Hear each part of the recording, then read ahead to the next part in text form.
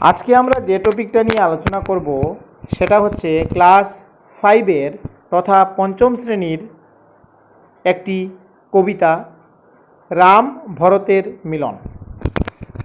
প্রত্যেককে এই কবিতাটা ভালোভাবে শিখতে হবে এবং পরীক্ষার খাতায় সুন্দর করে লিখতে হবে। দেখে নাও, রাম ভরতের মিলন।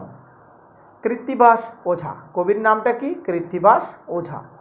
ঠিক আছে, প্রথম 4টি লাইন আমরা পড়ে বোঝার চেষ্টা করছি। দেখো, ভরত কহেন ধরি রামের চরণ, কার বাক্যে রাজ্য ছাড়ি বনে আগমন, অপরাধ ক্ষমা করো চলো প্রভু দেশ, সিংহাসনে বসিয়া গোছাও মনোক্লেশ।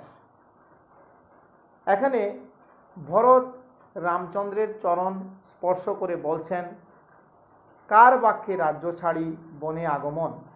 আপনি কার কথায় রাজ্য ছেড়ে বনে আগমন করেছেন? উনি জানতে চেয়েছেন। অপরাধ ক্ষমা করো চলো প্রভু দেশ। রামকে বলছেন এই যে অপরাধটা আপনি ক্ষমা করুন এবং চলুন দেশে। সিংহাসনে বসিয়া গোছাও মনোক্লেশ। উনি বলছেন রাজ্যের সিংহাসনে বসে মনের যে যন্ত্রণা, সেই যন্ত্রণাটা মোছানোর জন্য। তো আমরা প্রথম 4টি লাইন আজকে আমরা পড়লাম।